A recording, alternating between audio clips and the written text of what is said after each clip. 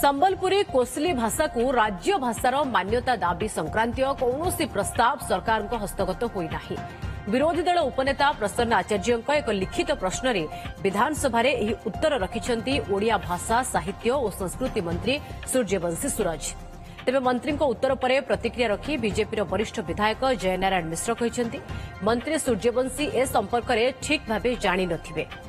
पूर्वतन मुख्यमंत्री नवीन पट्टनायक संबलपुरी कोसली भाषा को संविधान अष्टम अनुच्छेद में सामिल करने को पूर्व प्रस्ताव देते। सेपटे बीजेडी विधायक अरुण साहू कहते सबु भाषा बंचू किछि विलीन न हो। अरे नवीन पट्टनायक गवर्नमेंट थिला बेले सेमाने केंद्र को सुपारिश करिसंती बोली कि नवीन पट्टनायक स्टेटमेंट देइसंती। मंत्री जानी नथिबे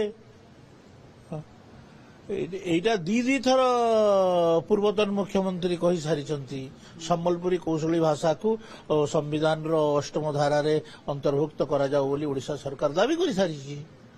जेते भाषा अच्छी भारत वर्ष एवं पृथ्वी रे सबु भाषा बंचिक रहा दरकार, सबु भाषा को प्रोत्साहन देवा दरकार। क्या बहुत भाषा बर्तमान विलुप्त हो जाउची, आहुरी भाषा विलुप्त होबार बर्तमान गोटे लक्षण देखा देछि। तेणु जेते सब समृद्ध भाषा अच्छी सबु भाषा सुरक्षित रो, एटा होची मोर इच्छा एवं एटा समस्त इच्छा हवा उचित।